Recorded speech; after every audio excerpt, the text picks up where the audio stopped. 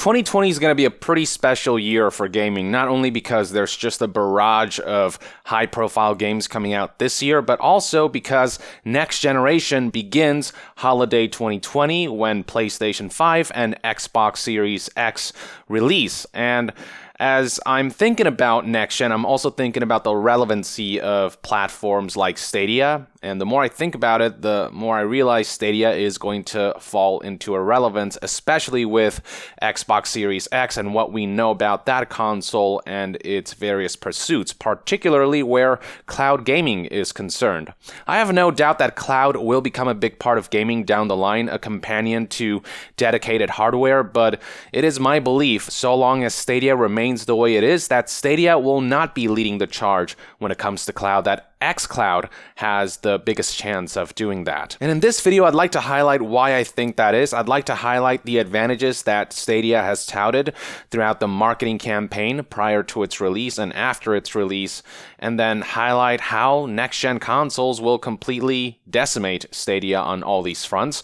So let's begin with Stadia's graphics and the teraflops, these elements that Google has been highlighting throughout its press conferences.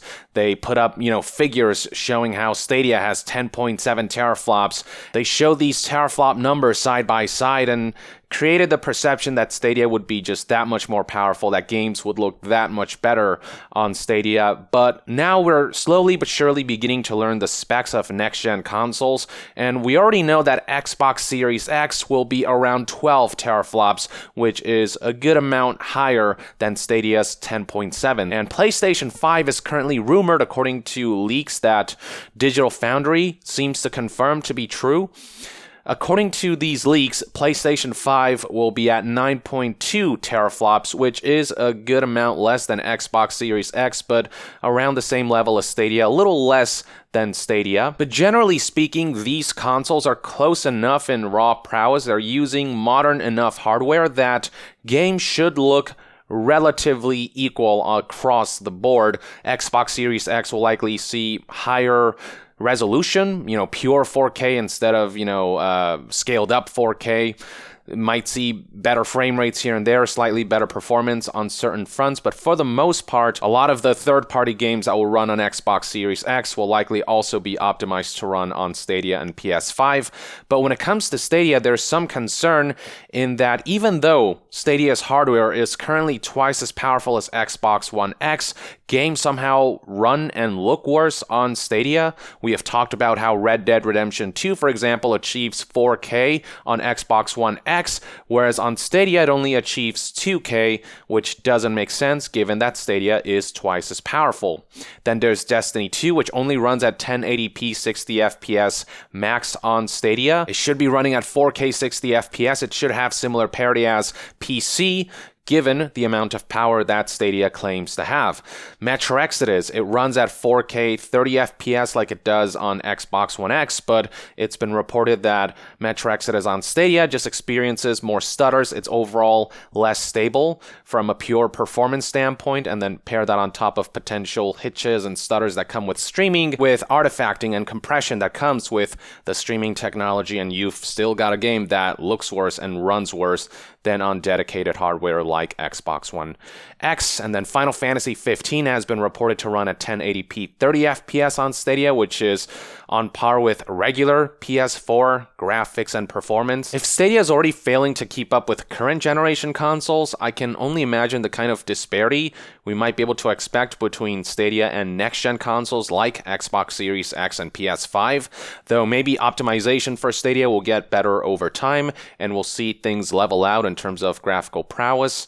But even then, we've got the unreliable nature of streaming currently. The internet infrastructure just isn't there. Even with good internet connection, there's been reports of stutters and input lag.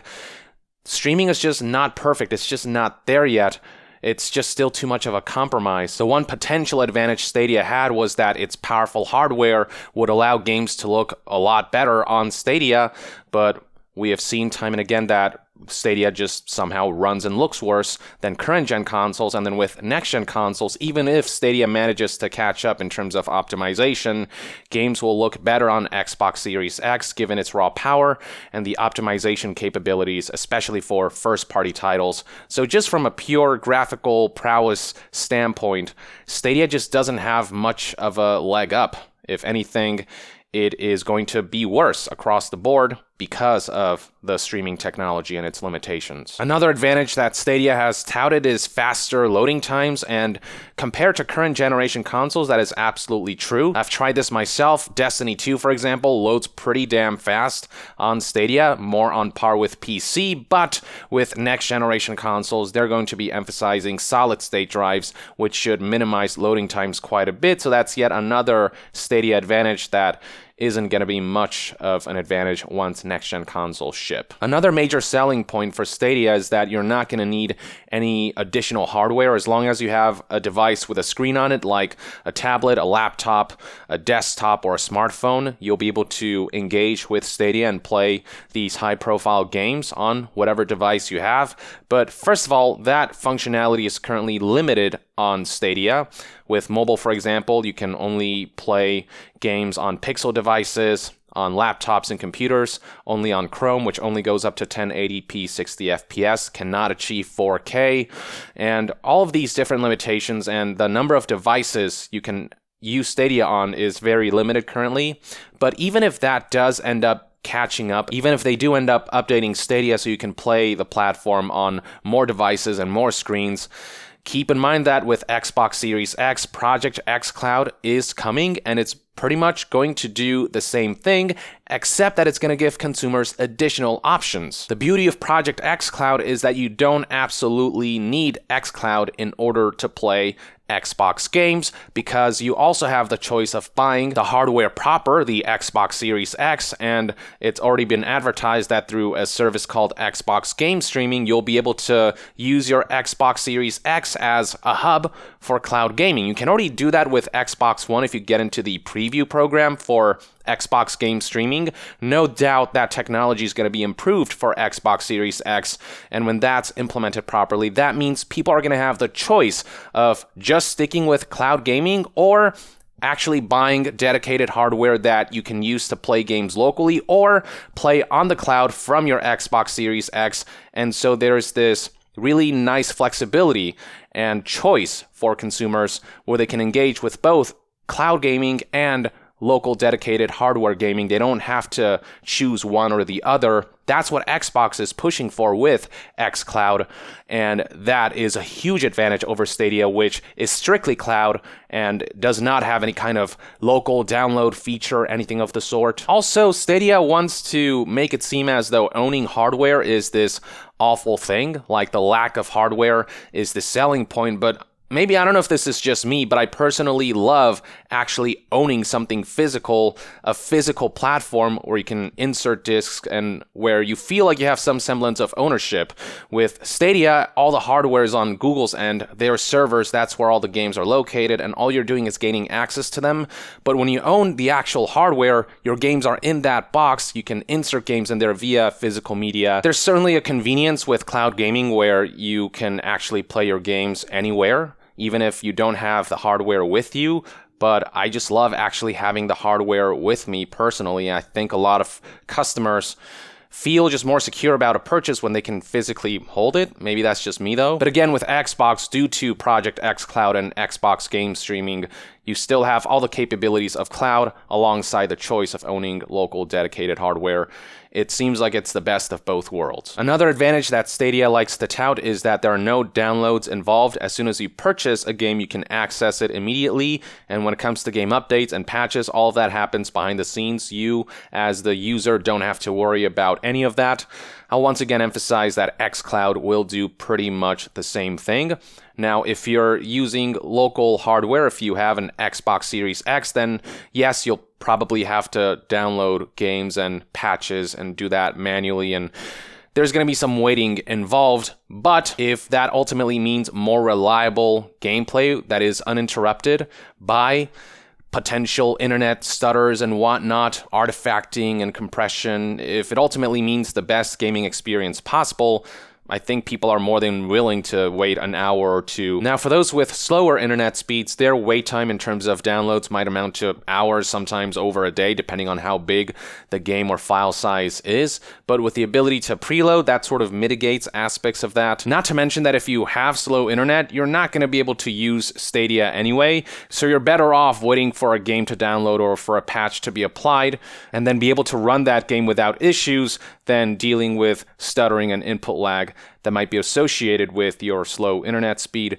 in conjunction with Stadia's over-reliance on internet connection. Stadia also likes to tout its business model, believing that the ability to switch between screens and the cloud features justifies having people purchase individual games at full price. But if you ask me, I think this business model that Stadia put forth is Stadia's Achilles heel. It is what's killing Stadia and will continue to kill Stadia, whereas Xbox, and with xCloud and with Xbox Game Pass, you've got this awesome program where you pay a monthly fee for a whole library of games, and no doubt that Xbox is going to find a way to implement Game Pass and xCloud together so that you have that library of games both locally and on the cloud, and so that way people have that choice of choosing which method to play their games. Xbox is treating cloud like a companion to local dedicated hardware, two sides of the same coin, rather than as one competing against the other. And hell, even PlayStation Now is actually moving towards a smarter cloud business strategy by ditching that rental program they previously had in favor of a subscription model akin to Game Pass. This happened back in October 2019. Stadia also laughably marketed that they have all the games. That was one of the things they said in their launch trailer, that super cringy trailer, but we all know that this is completely false because Stadia just has to start from scratch when it comes to its library of games, and the games that are out now, they're all older titles, and what few exclusives there are for Stadia, they're not must-owns. And as Stadia aims to catch up by building up its library of games from scratch, you've got Project xCloud, which will have games from the original Xbox, Xbox 360, Xbox One, and Xbox Series X. Project xCloud already has this immense library of both third-party and first-party titles across multiple generations of consoles, and even in its preview state currently, there's like a few dozen games you can already check out. And this is just preview, and it already has more games than Stadia. So when Microsoft really pushes Project xCloud, it's going to have just so many more games. And even PlayStation Now is ahead of the curve with a bunch of PlayStation 2, PlayStation 3, and PlayStation 4 games featured in PS Now as part of its library of games.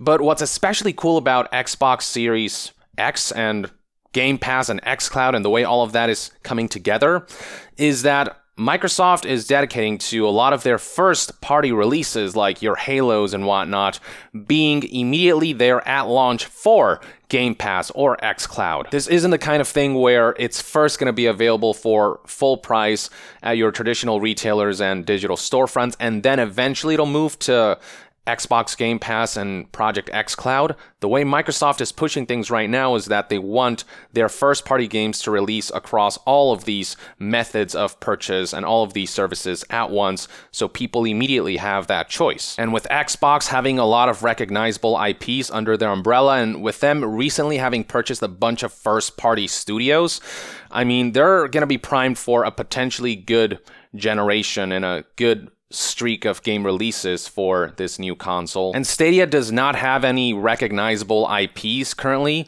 Developers are still working on those first-party games. I believe that's already been confirmed, but we don't know how good they're going to be, if they're going to be killer titles that will draw people to Stadia, because again, Stadia is starting from scratch. They have to build their first-party lineup from scratch, establish brands from scratch. Yeah, it's an uphill battle that Stadia is facing, whereas Xbox and PlayStation, they have certain infrastructures and brands in place that will allow them to push their cloud gaming services to a level that I think is going to surpass Stadia, and on a level that I think will offer far better value and will go more in line with that Netflix of games model that cloud gaming needs to be. I've said this before and I'll say it again, it's not just enough to have cool tech, you have to find a good way to implement that technology in a way that customers will feel like it's something they desire, in a way that fills some kind of void, something that customers didn't think about that's super convenient for them. You know, there's plenty of technology out there that was in place years before they became mainstream. So, touchscreens and whatnot, those were there before iPhone popularized them on smartphones. But it was the way iPhone implemented touchscreen and the way they married software and hardware that made smartphones so popular and so much more desirable. And right now, cloud gaming is in that phase where it is cool tech. It's just nobody has quite nailed it yet. And I think xCloud could be the one to actually do it. And look, it's not impossible that Stadia may recover if they decide to be smart about things from here on out, if they decide to take some cues from the competition. But for now, I'm rooting more for Project xCloud. I feel like what Microsoft is establishing here with their different subscription services on top of this super powerful Xbox Series X console, I feel like so far they're pulling all the right moves. It will also be interesting to see how PlayStation 5 responds. It is no secret that Sony is also into the cloud gaming market. In fact, they came to it first, but they didn't execute it properly. But they've recently pulled back on the rental service and replaced that with a subscription. And I'm wondering how much further they're going to push cloud gaming in an attempt to compete with Project xCloud and Stadia. The future will be, it'll be interesting. For now, though, let me know in the comments below what your thoughts and opinions are on the current relationship between Stadia and next-gen consoles, how you think next-gen consoles might affect Stadia's performance and its ability to keep up with this new market of cloud gaming. And to be further updated on all things gaming news, reviews, and discussions, stay tuned right here on Yong Yeah. I'll see you guys next time. Yong out.